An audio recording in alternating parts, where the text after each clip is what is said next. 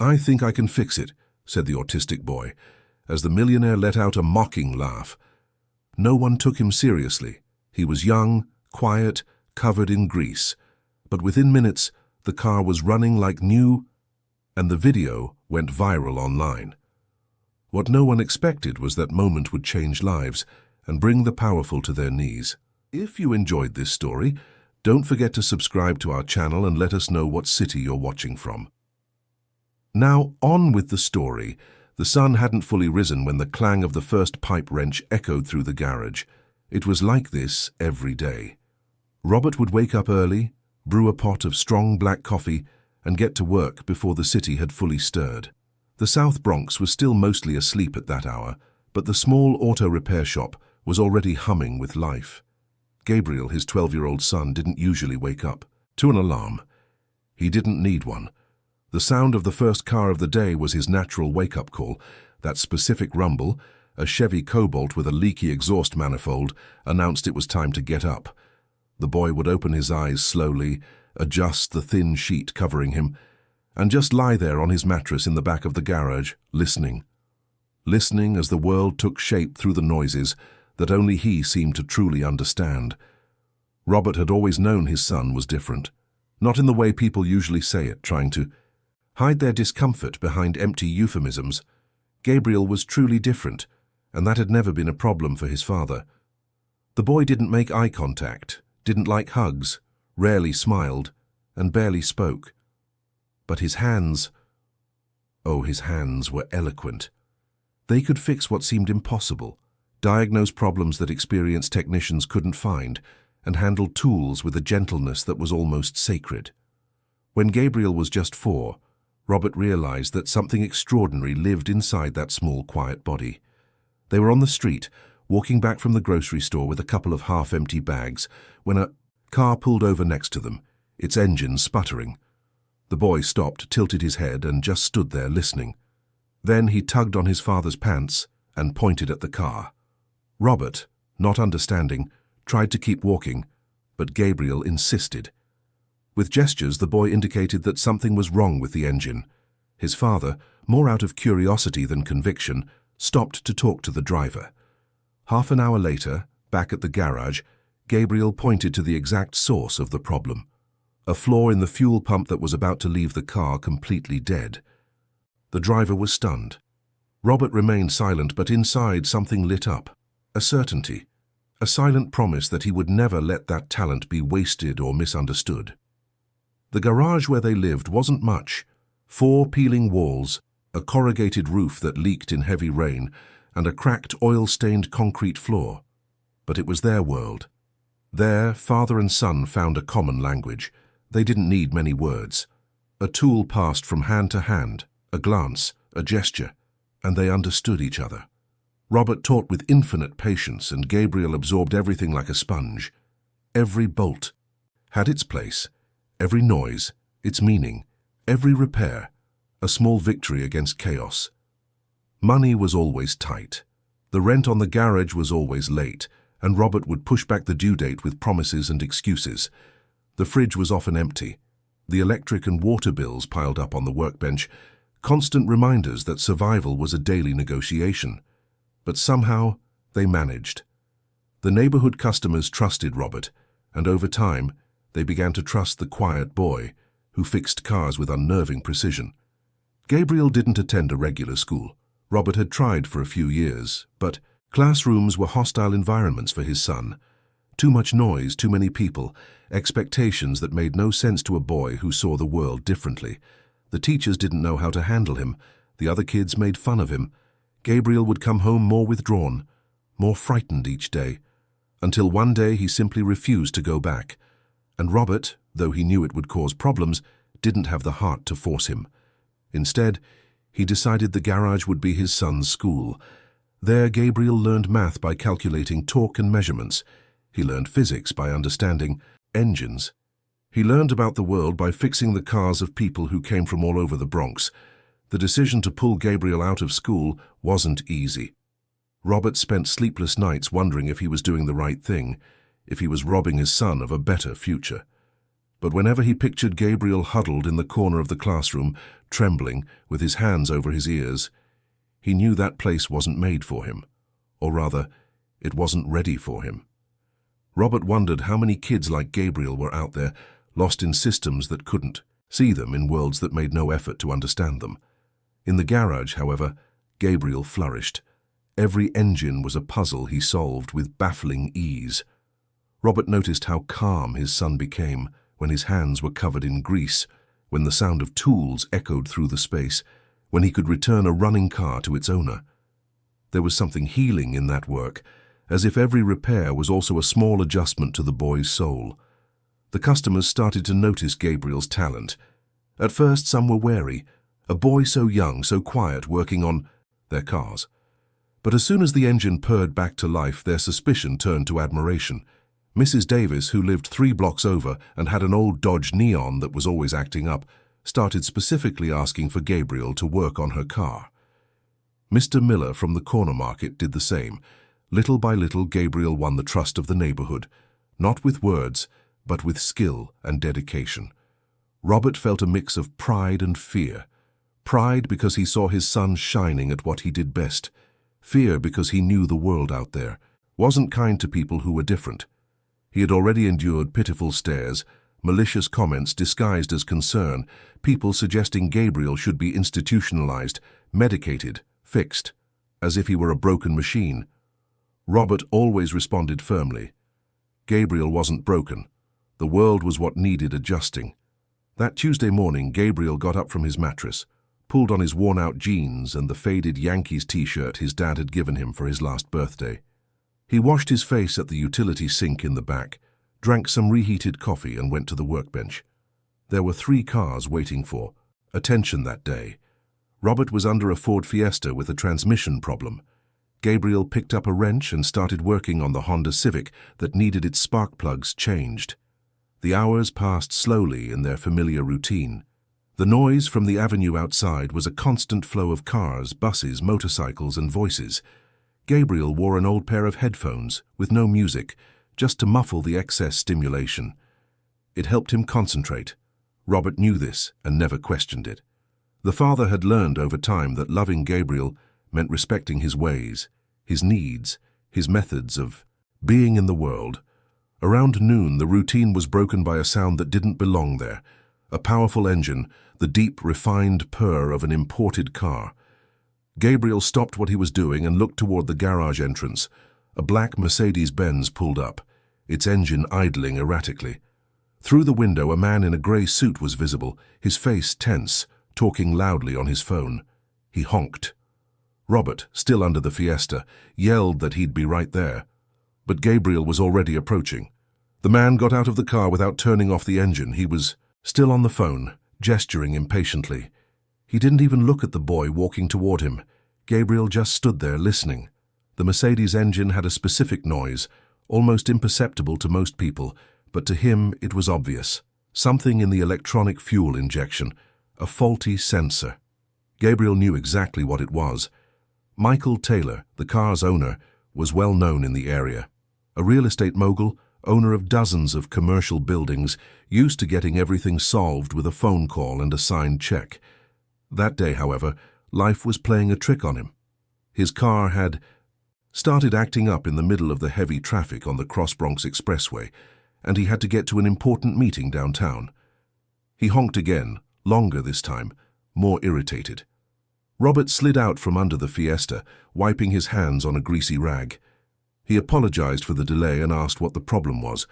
Michael, out of patience, just pointed at the car and said he needed a quick fix, that he'd pay whatever it took, but he needed to be out of there in 30 minutes. Tops. Robert tried to explain that he'd need to run a diagnostic, that imported cars were complicated, that maybe it was better to call a tow truck. But Gabriel, who was still standing next to the Mercedes, simply bent down, grabbed a screwdriver from the toolbox, and pointed to the hood. Michael looked at the boy for the first time.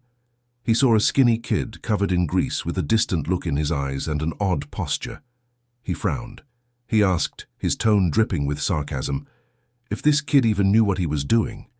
Robert, used to this kind of reaction, was about to explain, but Gabriel had already popped the hood, and was examining the engine. Michael rolled his eyes and went back to his phone call, completely ignoring the boy. Gabriel worked in silence. His fingers moved with precision among the engine's components. He identified the faulty oxygen sensor, carefully removed it, cleaned the contacts, adjusted the connection, and put everything back in place. It took him no more than 15 minutes. When he was done, he gently closed the hood and stood there waiting. Robert, who had been watching with a mix of pride and apprehension, asked Michael to start the car. The businessman, still on the phone, got into the Mercedes and turned the key.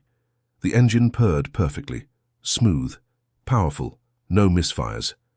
Michael hung up the phone, surprised. He got out of the car, looked at Gabriel, and then at Robert. There was something in his eyes, a mix of astonishment and discomfort, as if he were facing something he couldn't categorize, something that defied his understanding of how the world worked. A poor kid from a forgotten neighborhood had just solved a problem in 15 minutes that specialized technicians would take hours to diagnose. Michael asked how much he owed. Robert, not sure what to charge, named a modest price, $50. Michael took out his wallet, pulled out a few bills and handed him double. He said he was impressed but had to go. He got in his car and drove off without another word. As the Mercedes disappeared around the corner, Robert placed a hand on Gabriel's shoulder, a brief but meaningful gesture. The boy didn't react, but his father knew that, in his own way, Gabriel understood. Gabriel went back to the workbench as if nothing had happened. To him, it was just another repair. There was no reason to celebrate, no expectation of recognition. The engine was working. That's what mattered. But for the people on the sidewalk, who had stopped to watch the scene, it was something else entirely. A woman waiting for the bus had recorded the whole thing on her phone. Her name was Connie, and she worked as a cleaner in a downtown office, passing by that street every day. She had been touched by the scene, a boy so young, so focused, fixing a luxury car while the owner barely gave him the time of day. There was something deeply American about that image. The stark contrast between worlds that coexist but never truly touch, until that moment. Connie posted the video on social media with the caption, "Prodigy kid fixes luxury car while the owner doesn't even look at him. Pure talent in the South Bronx." She didn't expect the video to have much impact. She only had 200 followers, mostly co-workers and distant relatives. But social media has its own unpredictable logic. The video was shared by a friend, who shared it with someone else, who was seen by a large account which reposted it. In a few hours, the video exploded. Thousands of views, then tens of thousands, then millions. People shared it with emotional comments. "This kid's a genius. Look at that humility." Meanwhile, the rich guy couldn't care less. The real America. "We need to value our talent. So proud of this kid." The video reached news pages, influencers, celebrity profiles. The story of the boy from the South Bronx garage became a headline on news sites. It was featured on radio shows. It was discussed on talk shows about education and inclusion. Robert only found out what was happening when the garage phone started ringing. The first call was from a freelance reporter wanting to know more about the story, then a producer from a morning TV show, then a guy from an ad agency saying he wanted to use Gabriel's image in a campaign. Robert, stunned, jotted down messages in an old notebook, not sure what to do with it all. That evening, after closing the garage, Robert sat on the wooden bench in the back and watched Gabriel, who was organizing the tools before bed. Every wrench in its place, every pair of pliers hanging on the pegboard, every screw stored in the right drawer. It was a ritual the boy followed religiously every day. Robert thought about how simple their life was, predictable, safe, as much as it could be.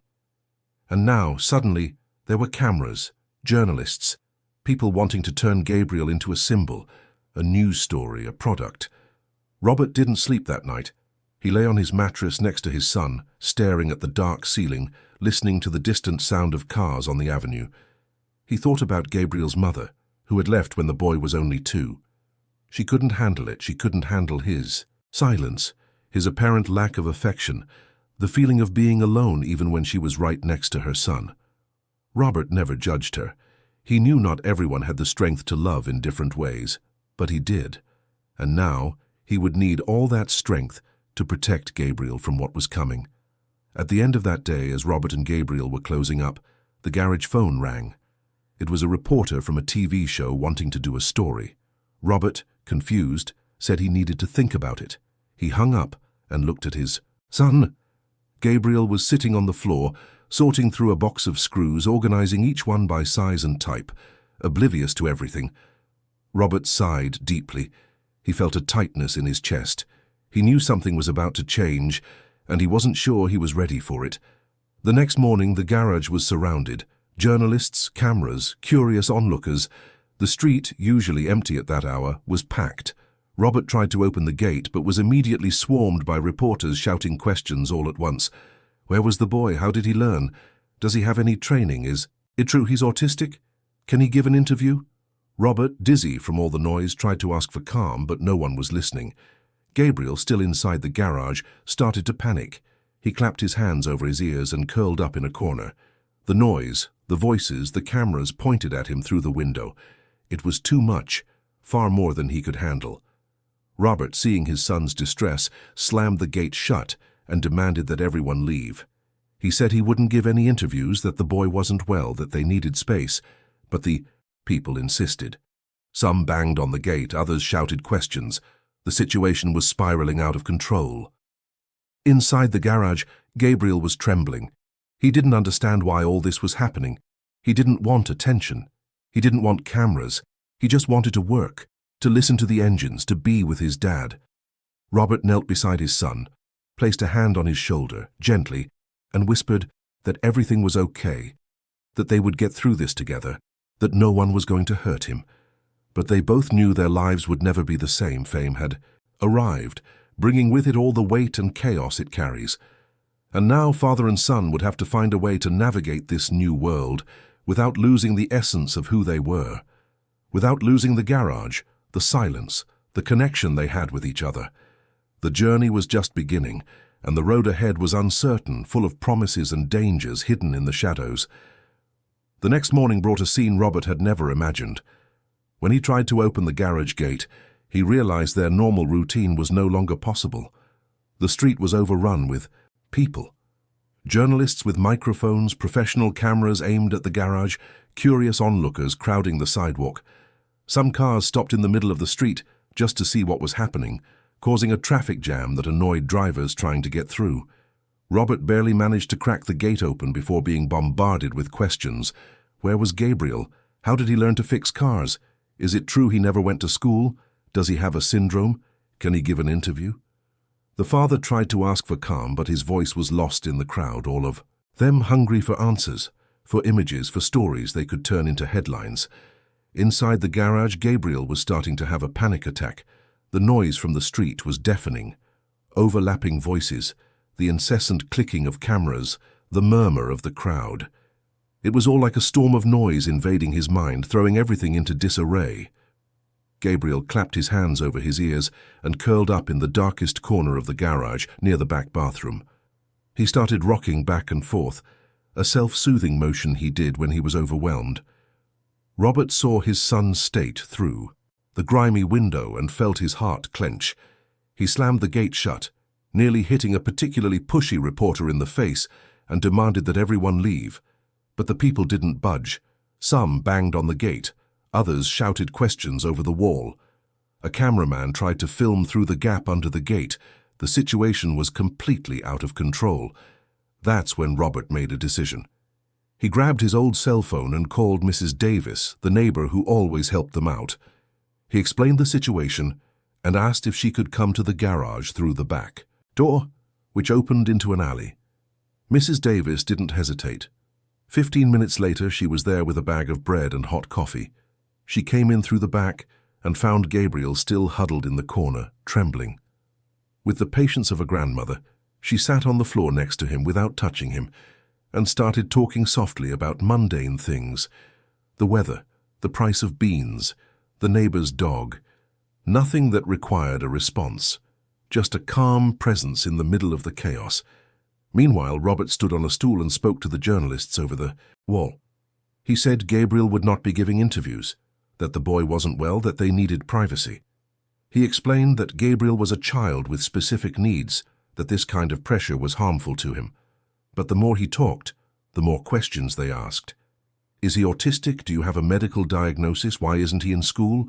Does the father have the legal right to have him working? The questions were loaded with judgment disguised as concern. It went on like this for 3 days. 3 days in which Robert and Gabriel were trapped inside their own garage, unable to work, unable to leave. The customers whose cars were ready called, some understanding, others annoyed. The little money they had started to dwindle even further. Robert had $100 in his pocket and bills coming due. But he couldn't think about that now. His only priority was protecting Gabriel.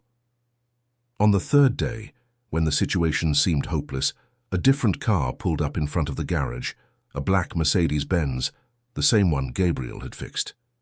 Michael Taylor got out of the car with a firm posture and a serious expression. This time he wasn't on the phone. The journalists immediately turned to him, recognizing the well-known local businessman. Michael raised his hand, asking for silence, and announced he would hold a press conference right there, outside the garage, in 10 minutes. The crowd organized itself. Microphones were pointed at him, and for the first time in 3 days, the garage gate was clear. Robert watched everything from the window, suspicious. He didn't know what this man's intentions were. Michael began to speak. He recounted how Gabriel had helped him, how impressed he was with the boy's skill, and how important it was to value such talent. But then his tone changed. It became quieter, more personal. He said he had a brother years ago who was also special. He used that word, special, with a softness that sounded sincere. He said his brother never got the opportunities he deserved, that the family didn't know how to understand him, that he was gone too soon. Michael paused, swallowed hard, and continued. He said he saw a second chance in Gabriel, not for his brother, but for himself. A chance to do things differently, to do better. The press conference ended with Michael asking everyone to respect the family's privacy, to leave Robert and Gabriel in peace. And surprisingly, it worked. The crowd began to disperse. The journalists, having gotten their emotional soundbite from the rich, repentant businessman, left in search of the next story. Within an hour, the street was empty again. Michael knocked on the gate. Robert hesitated but decided to open it. The two men faced each other. There was tension in the air, but also something more. A mutual recognition between fathers carrying similar burdens. Michael asked to come in, said they needed to talk. Robert made room, and the businessman entered the garage for the first time. He looked around at the peeling walls, the old tools, the oil-stained floor, and then he looked at Gabriel, who was still in the back, now sitting at the workbench, fiddling with a box of resistors. Michael didn't approach the boy. He stayed at a safe distance and began speaking to Robert. He said he wanted to help, that he wanted to invest in the garage, modernize the space, buy new equipment, set up mechanics courses for other kids in the neighborhood, and offer a scholarship for Gabriel. He talked about partnerships with vocational schools, about the possibility of creating a job training center right there, about how it could transform the lives of dozens of families. Robert listened in silence. When Michael finished, he asked what it would cost. Not in money, but in autonomy. The businessman took a deep breath. He said there were conditions. Gabriel would need to accept support from a team of professionals, psychologists, educators specializing in inclusive education. He would need to study, take courses, have a structured routine, and eventually he would need to step out from his father's shadow and learn to walk on his own. In the world, Robert felt the floor drop out from under him. He knew the offer was generous, that it could change everything, but he also knew what it meant for Gabriel. The boy couldn't handle sudden changes, strangers, new environments. The garage was his world. There he was safe, competent, happy. Taking that away from him would be like tearing the wings off a bird and asking it to fly. That night, Robert talked to Gabriel, or rather, he tried to. The boy didn't say much, but Robert had learned to read his silences, his gestures, the small reactions. That went unnoticed by others. He explained Michael's proposal as simply as he could. Money for the garage, classes, new people, changes. Gabriel started shaking his head from side to side, faster and faster. No, no, no. The panic was returning. Robert placed a hand on his son's shoulder, firm but gentle, and said they wouldn't do anything unless Gabriel agreed.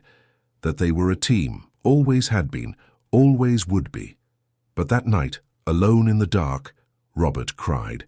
He cried because he knew this was a rare opportunity, maybe a once-in-a-lifetime chance.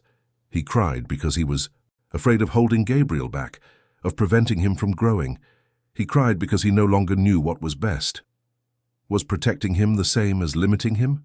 Did love mean letting go, even when every fiber of your being wanted to hold on? The following days were a period of negotiation. Michael came back several times, always respectful, always patient. He brought a psychologist specializing in autism to meet Gabriel. The woman, named Dr. Bennett, had a different approach. She didn't try to force interaction. She sat in the garage, watched Gabriel work, and asked Robert questions about his son's routine. After 3 visits, she gave her assessment. Gabriel was a boy of exceptional intelligence in his area of interest, with impressive technical skills, but he was also someone who needed predictability, structure, and respect for his sensory and emotional limits.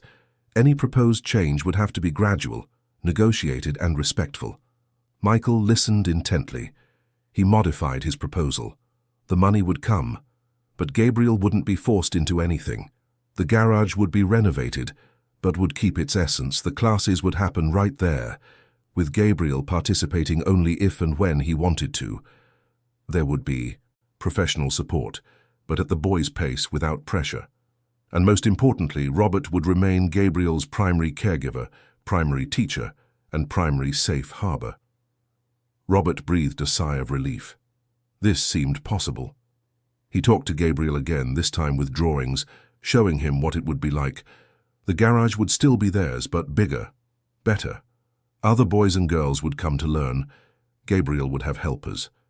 He wouldn't have to leave. Gabriel looked at the drawings for a long time. Then he picked up a pencil and drew an engine. Around the engine, he drew people. And then, for the first time in weeks, he managed something that could have been a smile. The deal was sealed. Michael would invest $300,000 in renovating and structuring the garage.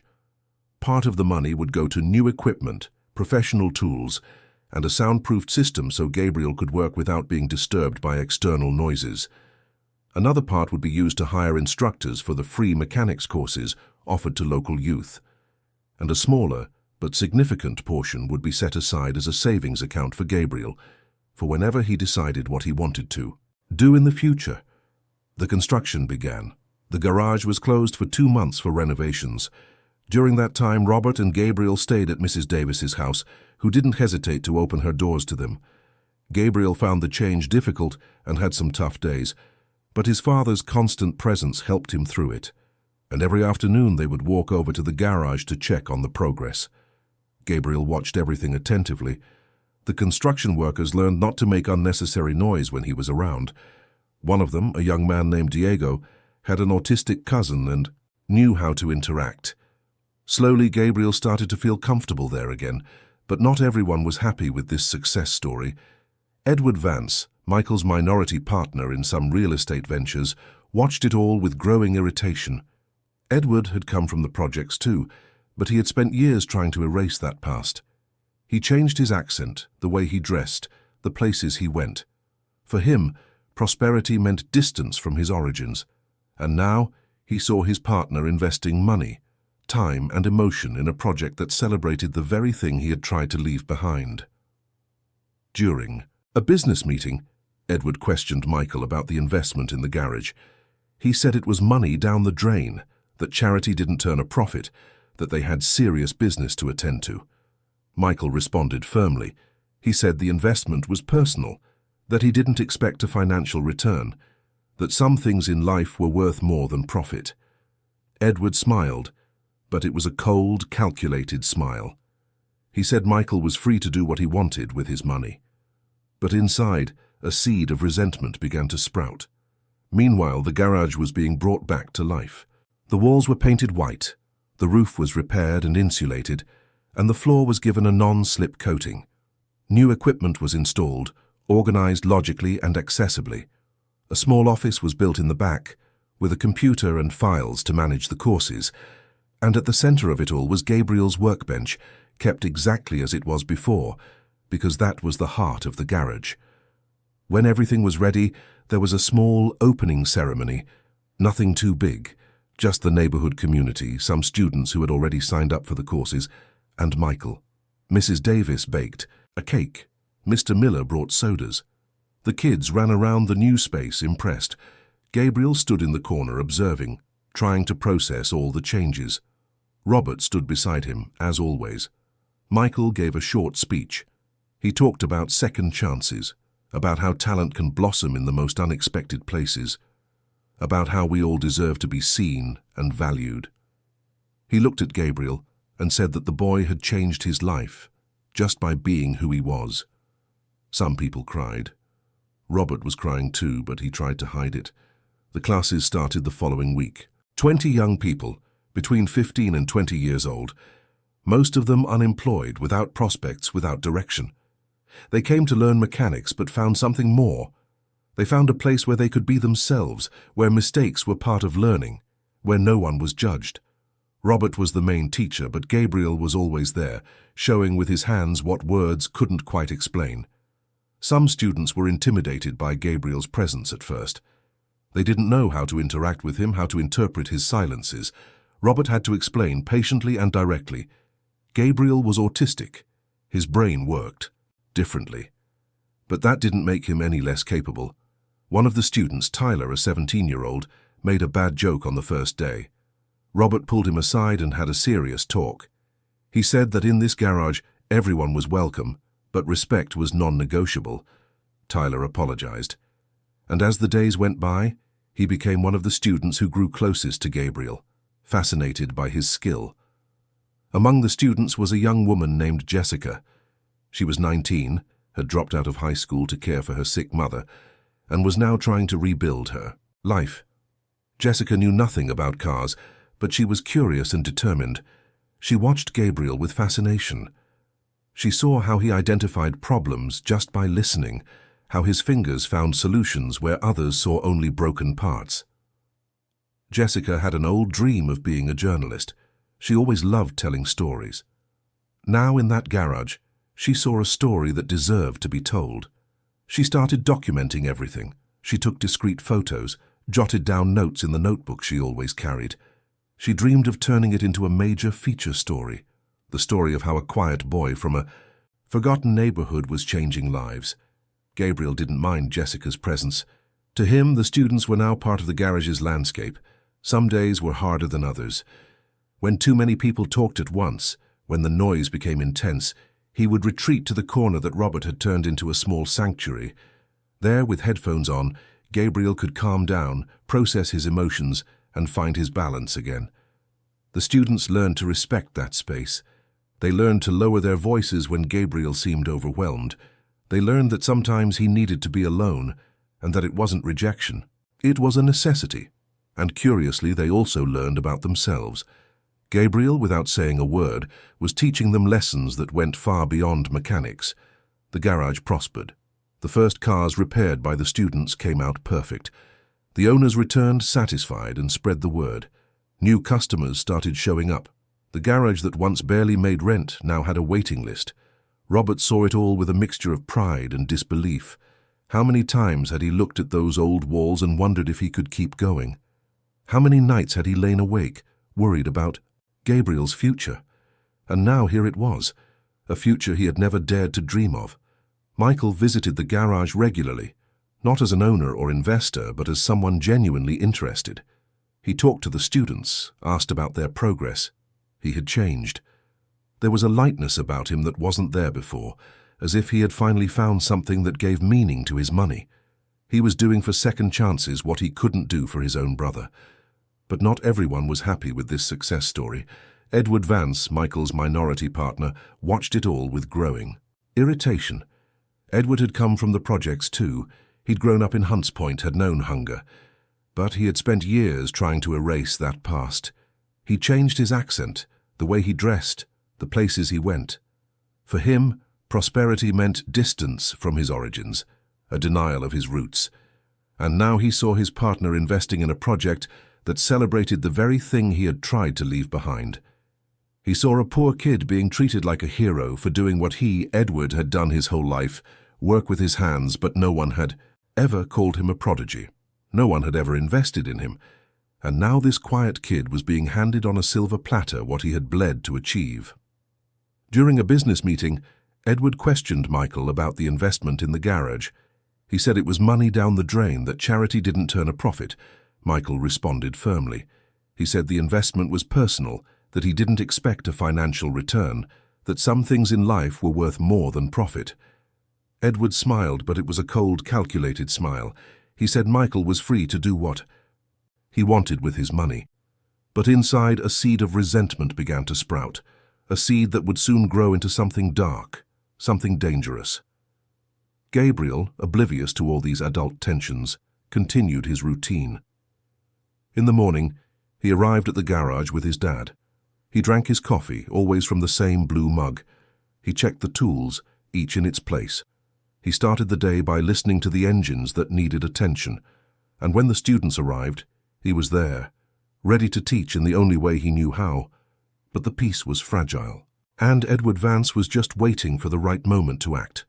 To him, that garage was an insult, a symbol of everything he had tried to forget, and he wouldn't rest until he saw it destroyed. A storm was gathering on the horizon, and no one saw it coming yet. The storm hit on a Thursday morning without warning. Robert had just opened the garage gate when he saw the official cars parked out front. 3 city vehicles with the municipal seal on the doors. Men in suits carrying clipboards got out, accompanied by 2 inspectors. Behind them, a van from the health department. Robert felt his stomach turn.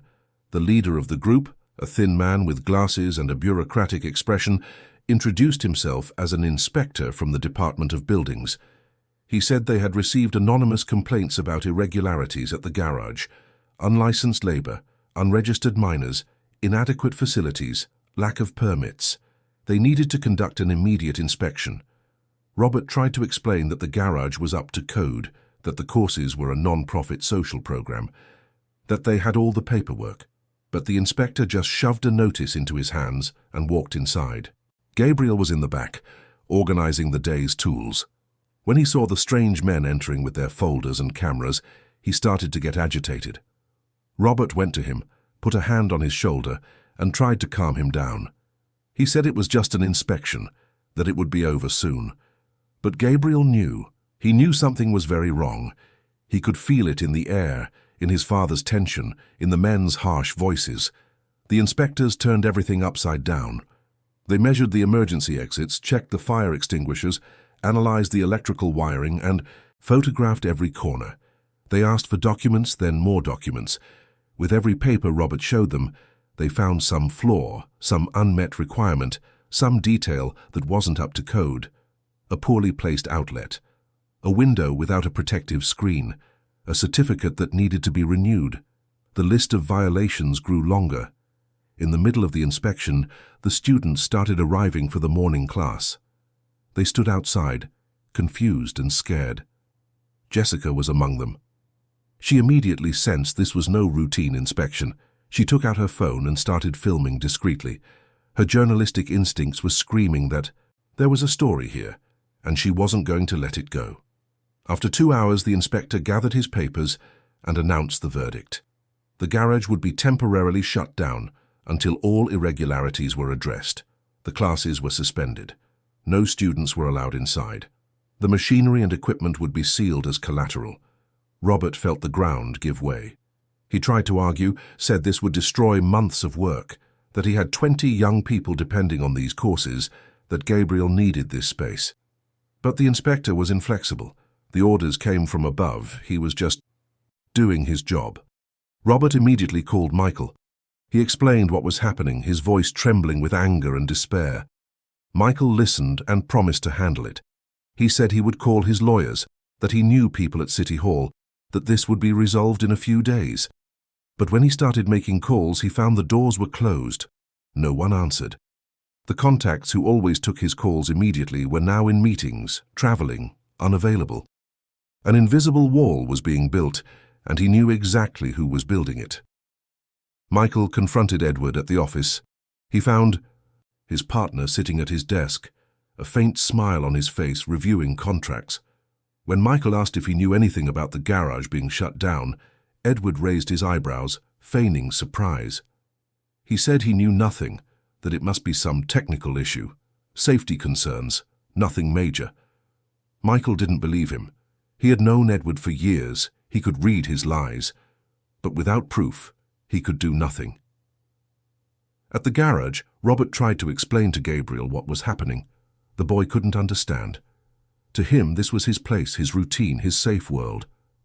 And now, strange men were putting yellow tape on the machines, locking the doors, telling him he couldn't come in anymore.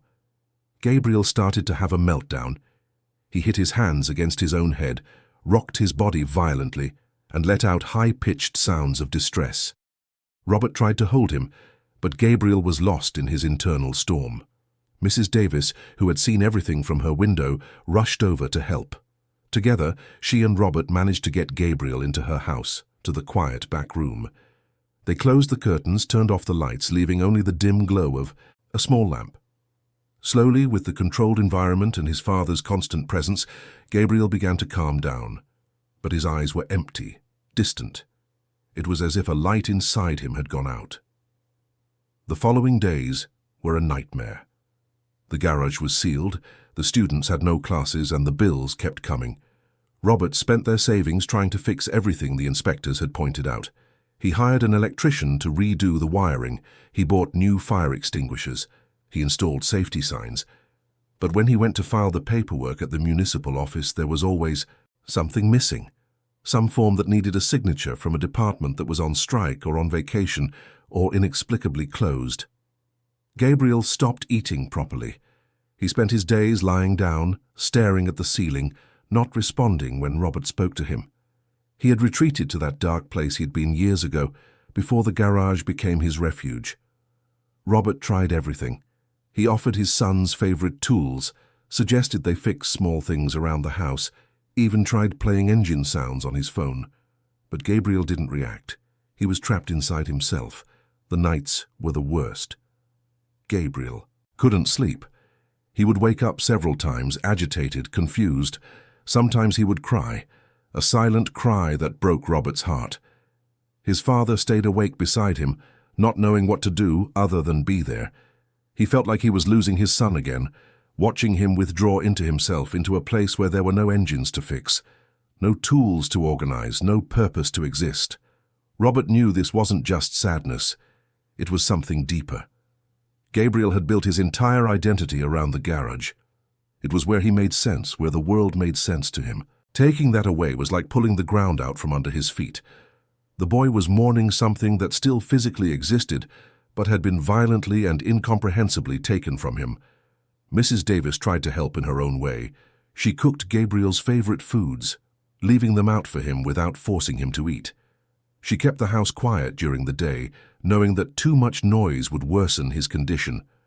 She talked with Robert in the early morning hours, when the father could no longer hold back his despair. She said it would pass, that Gabriel was strong, that they needed to have faith.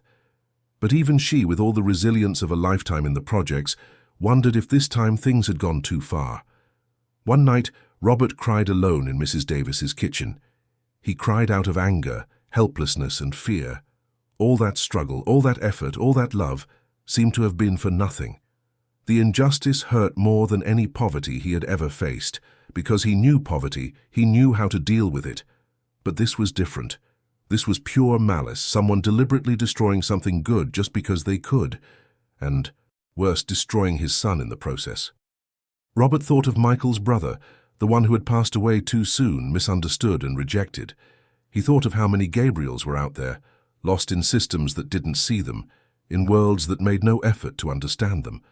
And he wondered if the fight was worth it, if it was really possible to change anything in a world so hard, so cruel to those who are different.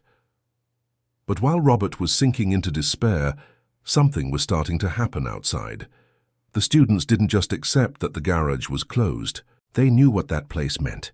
For many, it was the first time they had felt seen, valued, capable. Tyler, the boy who had mocked Gabriel on the first day and later became one of the most dedicated students, started talking to the others. They suggested they do something, that they not let this happen. Jessica was already a step ahead. She had reviewed all the footage she took during the shutdown. She noticed strange details. The inspectors seemed to be following a script, looking for specific problems in specific places, as if they knew exactly where to find violations. She started to investigate. She called acquaintances who worked for the city, asked about anonymous complaints about how the shutdown process worked. And slowly, the pieces started to connect. She worked for weeks, often late into the night, in the cramped room she shared with her sister. She created a board on her wall with photos, documents, and lines connecting people and companies. It looked like something out of a police movie, but it was real.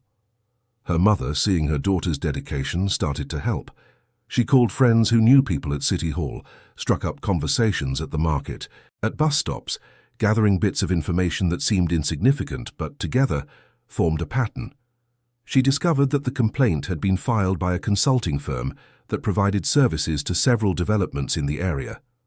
One of this firm's main clients was the corporate group where Edward Vance was a partner. Jessica knew it wasn't enough proof yet, but it was a start. She kept digging. She talked to an employee at the consulting firm, a guy she had gone to elementary school with. He confirmed on the condition of anonymity that the complaint against the garage had been ordered. Someone had paid to have the garage investigated and shut down. The confirmation made Jessica furious and even more determined. She knew what that garage meant. She had seen with her own eyes how young people were transforming there. Tyler, who used to hang out with the wrong crowd, now dreamed of owning his own garage. Carla, a 16-year-old girl who had been expelled from 3 schools for aggressive behavior, now channeled all her energy into learning mechanics and was unrecognizable, focused, happy. That garage was literally saving lives, and someone wanted to destroy it out of pure spite. Jessica compiled everything she found into a detailed document. She attached the videos, the testimonies, the documents she had managed to get. And then she made a decision.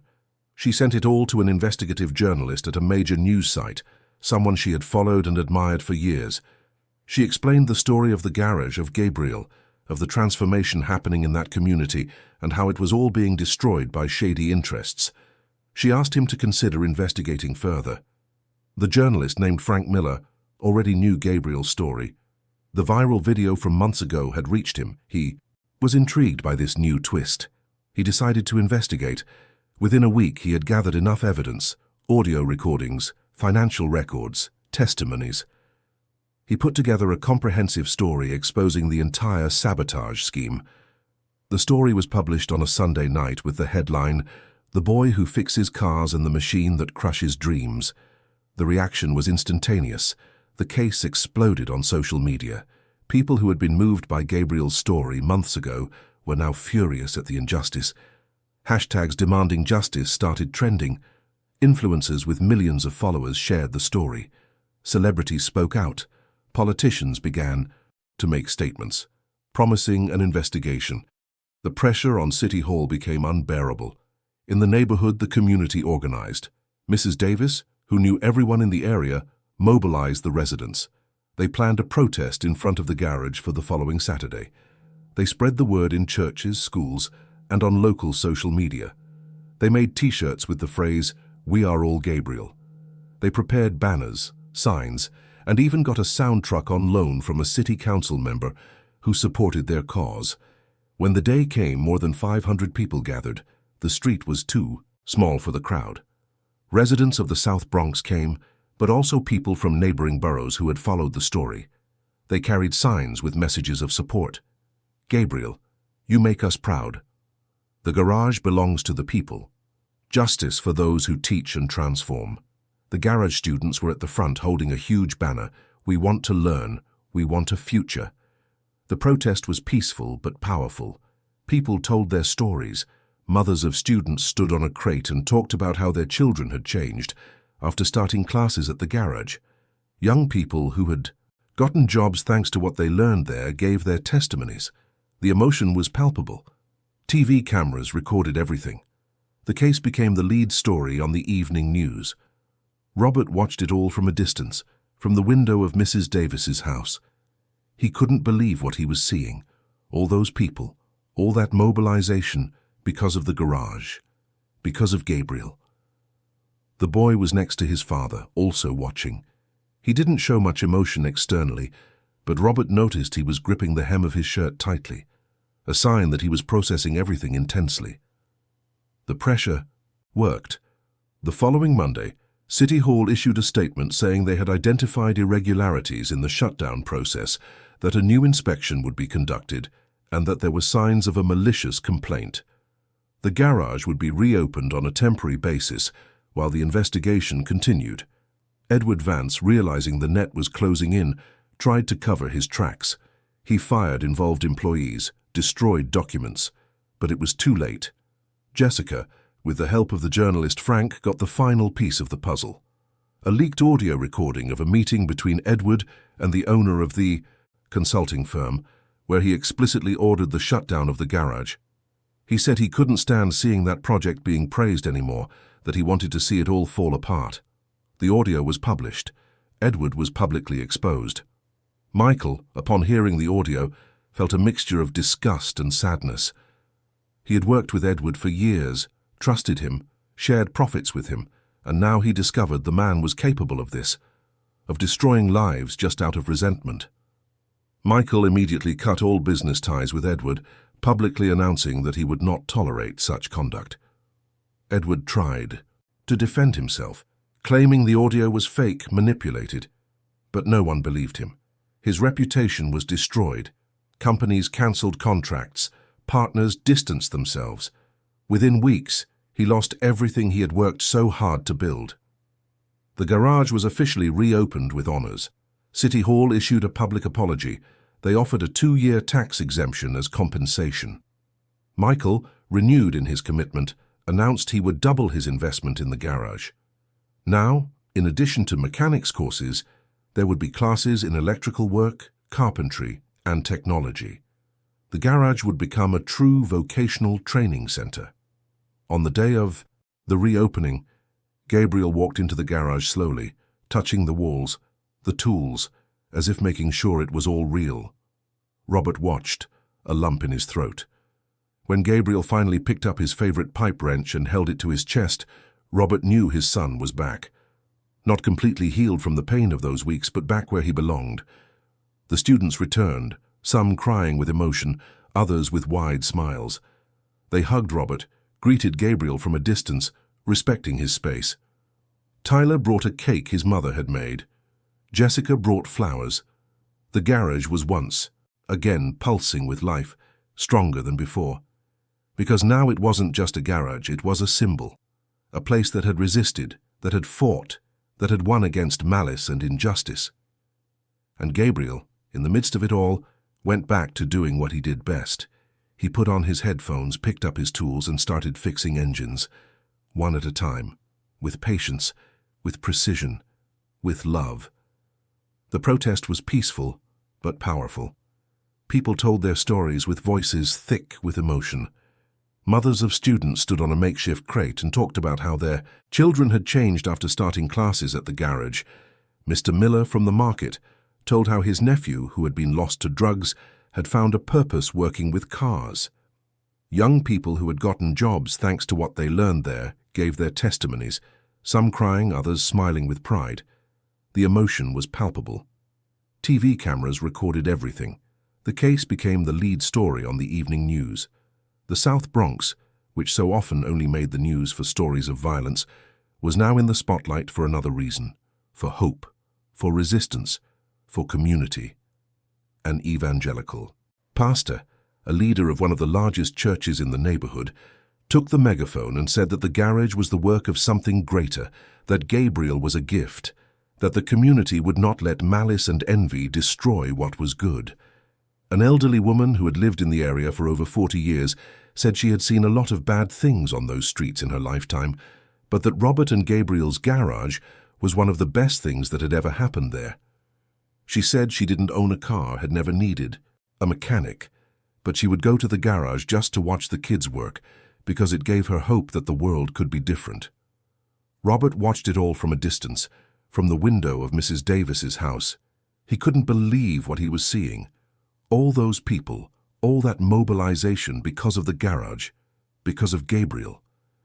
He felt something he hadn't felt in a long time. Gratitude, belonging, the feeling of not being alone in the fight. The boy was next to his father, also watching.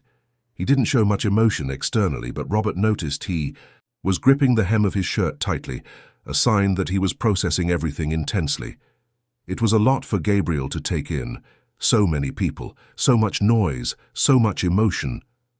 But he was there, watching, trying to understand. The pressure worked.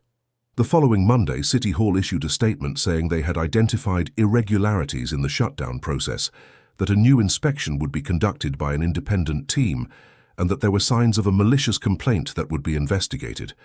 The garage would be reopened immediately while the investigation continued.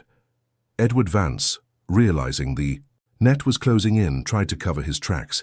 He fired involved employees, destroyed documents, but it was too late. The wheels of justice, once they finally start turning, are hard to stop. Jessica, with the help of the journalist Frank, got the final piece of the puzzle. A leaked audio recording of a meeting between Edward and the owner of the consulting firm, where he explicitly ordered the shutdown of the garage. In the audio, Edward said, his voice heavy with bitterness, that he couldn't stand seeing that project being praised anymore, that he wanted to see it all fall apart, that the kid didn't deserve what he was getting. He said people from the project should know their place, and that he himself had learned that the hard way. The audio was published along with a new story by Frank. Edward was exposed publicly, irreversibly. Michael, upon hearing the audio, felt a mixture of disgust and sadness. He had worked with Edward for years, trusted him, shared profits with him, and now he discovered the man was capable of this, of destroying lives, sabotaging dreams, and hurting an innocent boy just out of resentment. Michael immediately cut all business ties with Edward. He announced publicly on his social media and in interviews that he would not tolerate such conduct, that values were more important than profits, that he had learned this from his own brother, who never had the chance to live fully, but who had taught him about compassion even in silence. Edward tried to defend himself, claiming the audio was fake, manipulated, taken out of context, but no one believed him. His reputation was destroyed. Companies cancelled contracts. Partners distanced themselves. His wife filed for divorce. Within weeks, he lost everything he had worked so hard to build. The garage was officially reopened in a ceremony that brought together officials, the press, and the entire community. City Hall issued a public apology, represented by a commissioner who admitted to failures in the process. They offered a 2-year tax exemption as compensation and promised institutional support.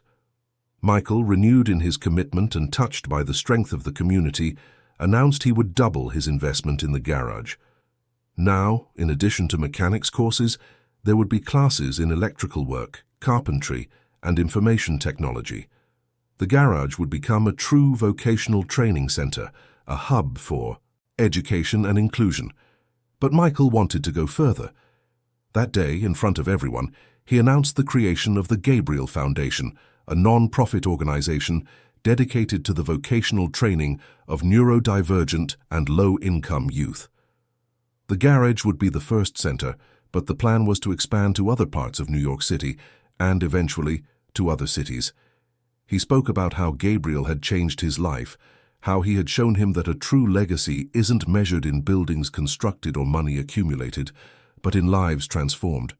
He cried when he spoke of the brother had lost, saying he had finally found a way to honor his memory. On the day of the reopening, Gabriel walked into the garage slowly, touching the walls, the tools, the floor, as if making sure it was all real, that this place wouldn't disappear again. Robert watched, a lump in his throat and his eyes welling up. When Gabriel finally picked up his favorite pipe wrench, the old worn one he had used since he was a kid, and held it to his chest, Robert knew his son was back. Not completely healed from the pain of those weeks, because traumas like that leave scars, but back where he belonged, where he made sense. The students returned, some crying with emotion, others with wide smiles. They hugged Robert, greeted Gabriel from a distance, respecting his space. Tyler brought a cake his mother had made, with "Welcome Back" written in blue frosting. Jessica brought flowers and placed them in a vase on the workbench. The garage was once again pulsing with life, stronger than before. Because now it wasn't just a garage, it was a symbol, a place that had resisted, that had fought, that had won against malice and injustice. The following months were a time of rebuilding and growth. The courses expanded. New students arrived, many with stories similar to Gabriel's, young people who didn't fit into traditional educational molds, but who had talents waiting to be discovered. Boys and girls with ADHD, dyslexia, Down syndrome, anxiety disorders, each with their own unique traits, each with their own gifts. The garage developed its own teaching methods, respecting each person's pace and style. There were no traditional tests, no competition. Each student progressed at their own speed, learned in their own way. Robert hired 2 assistants, former students from the first class who had excelled. One was Tyler, who now dreamed of being a mechanics teacher. The other was Lucas, a 19-year-old with Asperger's who had a photographic memory for technical manuals. Together, they formed a team that understood from personal experience what it meant to be different, what it meant to need patience and adaptation. The garage also gained a small library, donated by a publisher who was moved by the story, technical books, manuals, specialized magazines. Gabriel would spend hours there flipping through the pages, absorbing information that complemented his intuitive knowledge. He was learning to name what he had always known how to do, to understand the theory behind the practice. Mrs. Davis, who had been their rock during the toughest times, was hired by the Gabriel Foundation as an administrative coordinator. She, who had always taken care of everyone in the neighborhood, now had a formal job doing just that. Caring, organizing, welcoming. Her salary allowed her to renovate her own house and help her grandkids with school supplies. She would say, with tears in her eyes, that she never imagined she would be rewarded like this for just doing what she had always done, being human. Gabriel, little by little, began to open up more.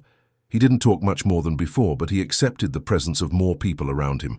He even had a few students he clearly preferred, with whom he interacted more. Tyler was one of them. Carla, the girl who used to be so aggressive, was another. Gabriel seemed to understand that she channeled her frustration into anger because she didn't know how to deal with it otherwise, just as he channeled his overload into isolation. There was an unspoken understanding between them. Sometimes Gabriel would even teach directly, showing with patient gestures how to do a certain repair. Robert saw his son maturing, not in the sense of becoming less autistic, because that wasn't something to be cured or overcome, but in the sense of becoming more comfortable with himself, more secure in the world. Gabriel was learning that he didn't have to be different to be accepted, that his difference was exactly what made him valuable. Jessica enrolled in a community college journalism program, getting a scholarship through a social program. But she continued to frequent the garage, now as a volunteer, helping with the project's communications, telling the students stories, keeping the memory of their struggle alive. Her dream of being a journalist was coming true, and it had all started in that garage, documenting the story of a boy who fixed cars. Then, a letter arrived, addressed to Gabriel from a technical university in Germany, one of the most prestigious in the world for mechanical engineering. Someone at the university had seen Gabriel's video, had followed the whole story, and was offering a full scholarship. Airfare, housing, everything paid for, an opportunity to study with the best professors, have access to the best technology, and build an international career. Robert read the letter several times, unable to believe it. This was more than he had ever dreamed of for his son, a once-in-a-lifetime chance, but at the same time, he felt his heart ache, because he knew what it meant. Gabriel would have to leave, live alone in a foreign country, deal with a different language, different people, completely new routines. Was it possible? Was it fair to ask that of him? He talked to Gabriel, showed him the letter, tried to explain what it meant. Gabriel took the letter, looked at it for a long time. Then he put it back on the table and returned to his tools. Robert didn't know how to interpret that reaction. He talked to Michael, to the psychologist Dr. Bennett, to Mrs. Davis. Everyone had different opinions. Some thought it was an unmissable opportunity. Others thought forcing Gabriel out of his safe environment could be harmful. Dr. Bennett suggested they let Gabriel process the information in his own time, that they not pressure him. For weeks, the letter sat on the garage workbench. Gabriel walked past it every day, sometimes glancing at it, sometimes ignoring it. Robert respected his son's silence, but inside he was torn between pride for the opportunity and the fear of losing him. It was on a Friday afternoon, while they were fixing a Honda with a radiator problem, that Gabriel did something unusual. He took a piece of paper and drew. He drew the garage full of people. He drew cars being repaired. He drew tools in the hands of different young people. And in the center of it all, he drew himself, with a pipe wrench in his hand, and something that could have been a smile on his face. Then he handed the drawing to Robert and went back to work. Robert understood. The answer was there in that simple but powerful drawing. Gabriel didn't want to leave, not because he was afraid, but because he had found his place. His purpose wasn't to see the world, to get international degrees or global recognition. His purpose was to be right there in that garage, teaching other young people like him, showing that it's possible to be different and still be valuable, capable, and happy. Robert called the German university and thanked them for the offer, explaining Gabriel's decision. The dean, Andy, understanding man who also had an autistic grandson, said the door would always be open, that if Gabriel ever changed his mind, the scholarship would still be available. Robert thanked him, moved. When he told Michael about the decision, the businessman smiled. He said Gabriel was right, that the boy knew exactly what he wanted, and that was more valuable than any degree. Michael then made a different proposal. He said the Gabriel Foundation needed a technical director, someone who truly understood what the young people they served needed. He offered the position to Robert, with a decent salary that would allow him and Gabriel to finally move out of Mrs. Davis's house and get a place of their own. Robert accepted, crying. The garage continued to grow. It graduated classes every semester. Many students got jobs, some opened their own businesses. The Gabriel Foundation began planning to open a second center in Queens. Gabriel, now 15, was the heart of the project, not because he talked a lot or was charismatic in the traditional sense, but because he represented something bigger. He was living proof that everyone has value, that different isn't defective, that the world is a better place when we make room for all kinds of intelligence, all kinds of talent, all kinds of being. On a normal Tuesday morning, as Gabriel was tuning the engine of an old Cobalt, Tyler, now a graduate of the course and a volunteer mentor, watched in fascination. He asked how Gabriel knew exactly what to do without needing manuals, without needing complicated explanations. Gabriel didn't answer with words. He simply placed Tyler's hand on the engine, had him close his eyes, and said, in a low but clear voice, the first full sentence many there had ever heard him speak, "You just have to listen." Tyler opened his eyes, surprised not just by the sentence, but by the wisdom within it. To listen, not just with your ears, but with attention, with patience, with your heart. That's what Gabriel did. That's what he taught without words. The art of listening to the world, of paying attention to what really matters, of finding beauty and purpose in the details that others ignore. Robert, watching the scene from a distance, felt something that can only be described as fulfillment. His son, the quiet boy that the world had tried so many times to fit into a box, was exactly where he was supposed to be, teaching, transforming, being himself, gloriously himself. The noise of cars still echoes through the streets of the South Bronx, but now it mixes with the sound of young voices learning, of tools working, of lives being rebuilt. The garage is no longer a grimy shop in a forgotten neighborhood. It is a living center of hope, a place where talent is respected, difference is celebrated, and love, that silent engine that moves everything, continues to drive each day forward. Gabriel found his place in the world, and in doing so he helped many others find theirs too. End of story. Dear listeners, we hope the story of Gabriel and Robert has touched your heart. If you were moved by this journey of overcoming adversity, fatherly love, and community resistance, please leave a like, subscribe to the channel, and tell us in the comments what resonated with you the most. Was it the relationship between father and son, the fight against injustice, or perhaps the message that we all have our place in the world, in our own way? Every day we bring you intense stories like this one, stories that reveal the deepest side of the human soul, that show that difference is a strength and that love always wins. We'll see you in the next episode.